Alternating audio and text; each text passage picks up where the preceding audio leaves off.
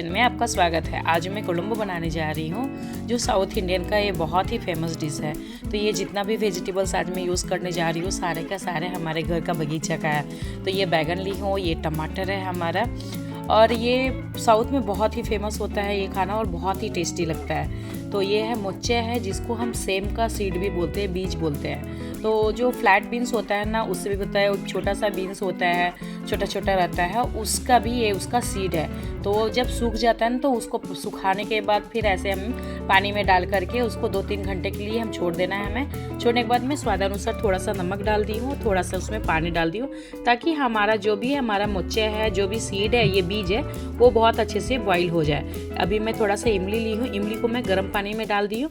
गर्म पानी से डालने में बहुत ही जल्दी से वो अच्छे से वो उसका जो भी रस है वो बहुत अच्छे से निकल जाता है। तो अभी मैं सारे टमाटर को अच्छे से हमें चेक कर लेना है। चेक कर लेने के बाद हमें अच्छे से उसको छोटे छोटे पीस कर लेना है। तो आप देख सकते हैं कि एक टमाटर को मैं 8 पीसेस की हूँ। तो छोटा छोटा आपको और भी छोटा करना है तो आप कर सकती है। तो मेरा टमाटर भी ज़्यादा बड़ा नहीं था, मीडियम साइज का था। तो सारे छोटे छोटे टमाटर को हमें छोटे छोटे पीस कर लेना है। अभी करने के बाद इसमें हम लोग प्याज डालेंगे। तो इसमें टमाटर लगभग मैं 8 से 9 टमाटर मैं इसमें डाली, क्योंकि कोलंबो है तो इसमें थोड़ा खट्टापन भी थोड़ा ज़्यादा ज़रूरत होती है, और टमाटर का इसमें बहुत ही ज़्यादा इसका जगह है। तो अभी मैं बैगन ली हूँ, बैगन को अच्छी तरह से देख लीजिए। देखने के बाद मैं इसमें 6 भाग की हूँ, उसी को उसको क्लोज, उसको पीछे तरह से उसको बंद, मुँह उसका खोलना नहीं है, बस पीछे तरह से आप 6 पीसेस उसमें कर दीजिए। और ये जो इसका जो होता है ना, जब ये हम फ्राई करते हैं ना, तो ये हमारे जब प्लेट में आता है ना, तो ये देखने में भी बहुत अच्छा लगता है। तो लगभग मैं 5 बैगन का यूज़ कर रही हूँ। बहुत ही अच्छे तरह से उसको देख लेना है। अभी मैं 5 प्याज का यूज़ कर रही हूँ। तो अच्छी तरह से छोटे छोटे उसको कर लीजिए, बारीक चॉप कर लेना है। चॉप करने के बाद उसके में छोटे छोटे प्याज करके हमें उसको अच्छी तरह से एक साइड में आप पहले ही कट करके रख लीजिए। आपको इसमें चाहिए तो आप छोटे प्याज का भी यूज़ कर सकती है। आपके पास जो भी प्याज अवेलेबल है आप उसको यूज़ कर सकती है। ये कोड़म जो है ना, साउथ का बहुत ही फेमस डिश है, और इसको बनाने में भी बहुत ही आसानी से होता है। बहुत ही आसान तरीके से हम इसको बना सकते हैं, और इसका टेस्ट बहुत ही लाजवाब होता है। आप खाइएगा तो आप बता नहीं सकती हैं, आप पूरा बहुत ही माउथ पीट वाटरिंग डिश है। और ये आम है, ये भी हमारे पेड़ का ही आम है। तो इसको भी हमें छोटे छोटे पीस कर देना है। लगभग 8 पीसेस में की हूँ। आम को छीलना नहीं है, उसका स्किन के साथ हमें बनाना है। तो उसको आप में छोटे छोटे पीस कर लीजिए। पीस करके आप उसको आराम से उसको साइड में पानी में रखना है तो पानी में भी रख सकती हूँ। मैं पहले ही धो दी थी, इसलिए मैं फिर पानी में नहीं डाली, क्योंकि मैं तुरंत बनाने ही वाली हूँ, तो इस वजह से। नहीं तो अगर चाहिए तो आप पानी में उसमें डाल सकती है। और अभी देखिए, मैं आज मिट्टी के बर्तन में बना रही हूँ। पता है, मिट्टी का बर्तन में बनाने के बाद इसका टेस्ट और भी बहुत अच्छा होता है। मिट्टी का बर्तन देखिए, बहुत देर से वो गर्म होता है, लेकिन जब बहुत देर से वो कूल भी होता है। तो मिट्टी के बर्तन में बनाने के टाइम में बहुत ही ध्यान से आपको बनाना है। मैं ये जिंजली ऑयल यूज़ कर रही हूँ, तिल का तेल। और जब हम कोड़म बनाते हैं ना, तो याद रखिए दोस्तों, कोड़म जब भी हम बनाएं तो उसमें अगर हम तिल का तेल से बनाएंगे तो बहुत ही अच्छा लगता है। तो देखिए, हमारा तेल बहुत अच्छे तरह से गर्म हो गया है। मैं 2 चम्मच के बराबर उसमें मैं सरसों डाली हूँ, थोड़ा सा उड़द डाली हूँ, टूटी हुई उड़द है, थोड़ा सा मेथी डाली। जब हम इमली डालते हैं ना, तो मेथी दाना बहुत ही ज़रूरी होता है, क्योंकि उधर वो खट्टा होता है, और ये हमारे बालों के लिए, हमारे हेल्थ के लिए, और ये खाना को बैलेंस बनाए रखता है। तो इस वजह से ज़रूरी है आपको मेथी का यूज़ करना है। तो अच्छे से जब हमारा वो अच्छे से पक गया है, मेथी पक जाना है, तो थोड़ा सा मैं इसमें 10 से 12 मैं इसमें काली मिर्च यूज़ कर रही हूँ। गोल मरीच जिसको बोलते हैं, काली मिर्च बोलते हैं। तो उसको मैं डाल दी हूँ। डालने के बाद थोड़ा अच्छे से उसको पकना है, क्योंकि हम इसमें डाले हैं मेथी, डाले हैं मस्टर्ड, डाले हैं। और थोड़ा सा मैं इसमें एक जो पूरा साबुत जो लहसुन होता है ना, कलर लहसुन, वो सारे लहसुन की कलिए को हम लोग निकाल दिए हैं, छील दिए हैं उसके स्किन को, और बहुत अच्छे से उसको सबसे पहले तेल में डाल देना है। ये देखिए, मैं बता रही थी ना आपको, आप छोटा प्याज भी आप यूज़ कर सकती है। मैं छोटा प्याज इसमें यूज़ कर रही हूँ, तो कुछ लगभग 10 से 12 मैं यूज़ की हूँ, ज़्यादा नहीं यूज़ की हूँ। तो ये सारे चीज़ों को बहुत ही अच्छे से उसमें पका लेना है।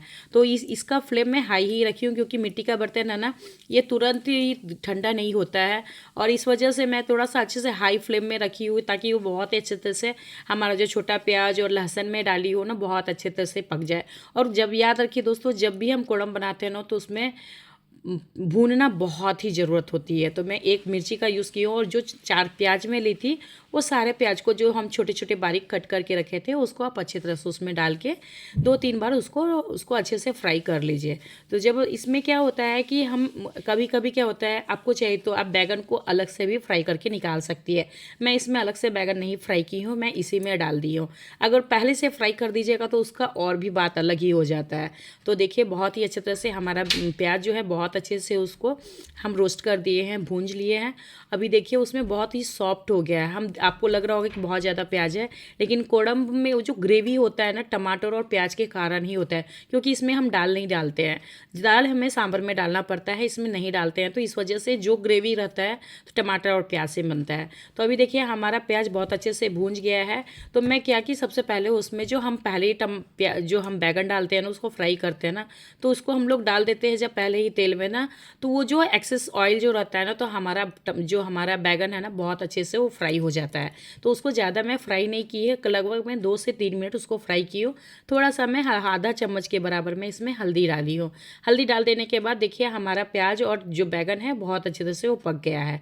तो थोड़ा सा पकने के बाद इसी के अंदर में हमें टमाटर भी डाल देना है। तो 1-2 बार और मिला लीजिए ताकि हमारा बैगन अच्छे से थोड़ा सा भून जाए। अभी अच्छे तरह से वो भून गया है। तो अभी मैं टमाटर जो हम लोग 8 से 9 टमाटर रखी थी मैं टमाटर डाली हूँ, और आधा आम जो है ना, पूरा आम मैं नहीं डाली हूँ, हाफ आम डाली हूँ, क्योंकि इसमें टमाटर भी मिले होगा और फिर आम भी रहेगा, तो दोनों में खट्टा ऑलरेडी वो बैलेंस होता है। तो और इमली भी हम डालने वाले हैं, तो बस थोड़ा सा नाम के वास्ते मैं इसमें थोड़ा सा इमली डालूंगी और उसको अच्छे से उसको पकाना है। टमाटर को बहुत ही अच्छे तरह से उसको मिक्स करना है, बहुत ही अच्छी तरह से उसको ज़्यादा ज़बरदस्ती नहीं करना है, धीरे धीरे करके वो अच्छे से वो पक जाएगा। जब वो अच्छे से पक जाएगा, सॉफ्ट हो जाएगा ना, तो ऑटोमेटिक उसका क्वांटिटी जो है ना कम हो जाएगा। तो देखिए जब मैं डाली थी तो हमारा कढ़ाई पूरा भरा भरा सा लग रहा था। और ये पता है ज़्यादा इसके जो खाने में जब हम थोड़ा सा चावल लेते हैं ना, ये थोड़ा सा मात्रा में भी ये कोड़म्बू ले लेंगे ना तो बहुत ही अच्छे तरह से उसमें मिक्स कर सकते हैं। मैं थोड़ा सा इसमें हींग का यूज़ कर रही हूँ। साउथ में होता है कि जो भी हम वेजिटेबल्स और जो भी हम कोड़म साउथ इंडियन डिश बनाते हैं तो उसमें हींग बहुत ही ज़रूरत होती है, तो इसलिए हींग यूज़ कर रही हूँ। तो अभी मैं 2 चम्मच के बराबर में कोड़म्बू पाउडर डाल रही हूँ। अगर आपके पास कोड़म पाउडर नहीं है तो आप सांभर पाउडर भी डाल सकती है। दोनों ही सिमिलर रहता है, हल्का सा उसका रेशियो थोड़ा सा डिफरेंट होता है, लेकिन कोड़म पाउडर का डालने के बाद उसका टेस्ट और भी अच्छा हो जाता है, क्योंकि स्पेशल उसी के लिए रहता है। मैं आधा चम्मच के बराबर इसमें मैं चिली पाउडर डाल रही हूँ। तो जो भी हम इसमें मसाला डाले हैं सबके सब हम इसमें पहले ही इसी में डाल रही है, बिना पानी दिए हम डाल रहे हैं। पहले डाल देते हैं तो क्या होता है, जो भी हमारा मसाला रहता है वो बहुत ही अच्छे तरह से पक जाता है। जो हम कोड़म पाउडर डाले हैं ना, तो वो तेल में अच्छे से पकने के बाद उसका टेस्ट बहुत ही अच्छा लगता है। और पता है जो भी तेल एक्सेस ऑयल रहता है ना, वो मसाला में अच्छे तरह से भून जाता है ना, तो भूनने के बाद ना उसका कलर और उसका ऑयल सेपरेट हो जाता है। तो उसको बहुत ही अच्छा तरह से वो कोड़म में देखिएगा तो ऊपर ऊपर वो तैरता है, तो लगता है कि बहुत ही ज़्यादा ऑयली है, लेकिन ऐसा नहीं। जो मसाला है ना वो बहुत अच्छे से वो निकल के आता है।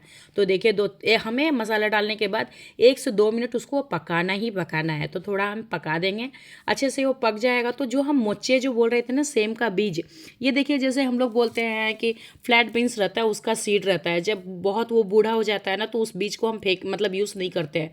इसमें ऐसा नहीं, वो सारे बीज को यहाँ पे मिल जाता है। तो उसको पानी में सोक कर दीजिए, बॉईल कर दीजिए, और ये हमारे हेल्थ के लिए बहुत ही अच्छा है। काफ़ी भारी मात्रा में हमें प्रोटीन मिल जाती है।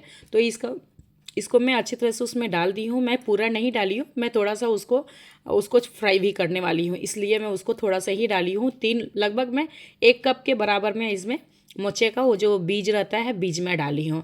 तो ये बहुत अच्छे तरह से 1-2 बार उसको फिर से उसको भी मिलाना है, ताकि जो भी मोचे में जो भी बीज है, बीज में उसमें मसाला डालना बहुत ही ज़रूरत है, और उसमें मसाला का जो फ्लेवर आना बहुत ही ज़रूरत है। तो 1-2 बार आराम से चला लीजिए। और याद रखिए दोस्तों, ये मिट्टी का बर्तन है तो बहुत ही आराम से उसको चलाना है।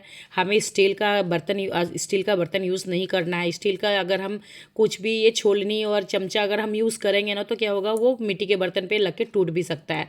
तो इसलिए मैं वुडन का ही यूज़ कर रही हूँ। मैं इसमें इमली ली हूँ, इमली को पानी में डाल दी थी मैं गर्म पानी में, तो बहुत ही अच्छे तरह से देखिए इसका जितना भी रस है, जितना भी इसका ये सार होता है वो पूरा बहुत ही अच्छे से निकल जाता है।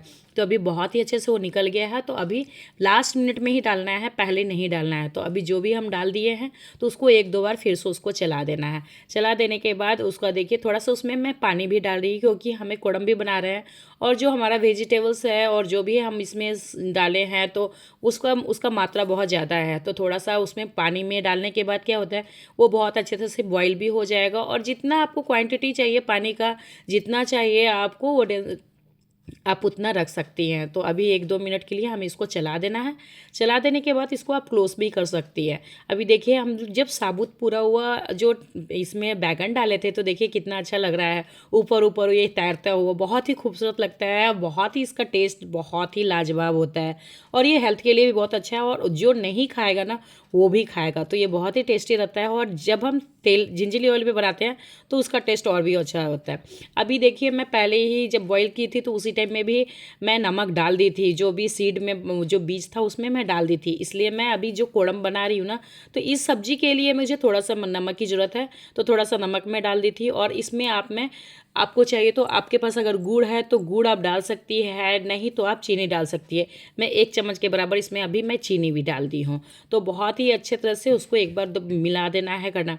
चीनी और चाहे गुड़ हम इसलिए डालते हैं क्योंकि क्या होता है जब हम बनाते हैं ना तो जो खट्टा और जो इमली का रहता है ना तो वो बैलेंस करता है। तो इस वजह से हमें थोड़ा सा गुड़ अगर आप चाहिए तो आप डाल सकते हैं, लेकिन नॉर्मली कुड़म में थोड़ा सा गुड़ पड़ता है। तो देखिए अभी बन गया है, और अभी देखिए इसी टाइम में इसको ऑफ भी कर रही हूँ। मैं इसलिए अभी ऑफ कर दी हूँ क्योंकि मिट्टी का बर्तन है, मैं जैसे बताई थी ना ये बहुत ही टाइम लेता है और इसको ठंडा होने में। तो अगर मैं ऑफ भी कर दूँगी ना तो देखिए अभी भी ये बॉईल हो रहा है, तो बहुत ही अच्छे तरह से ये बॉईल भी हो चुका है। लेकिन ये पानी अगर मैं और भी पानी जलाती तो क्या होता, वो और भी जल जाता पानी, और फिर क्या होता है क्योंकि गर्म कढ़ाई रहता है। अभी देखिए बहुत ही कम ही मैं पहले ही ऑफ कर दी थी, देखिए इसका पानी का अंश कितना कम हो गया।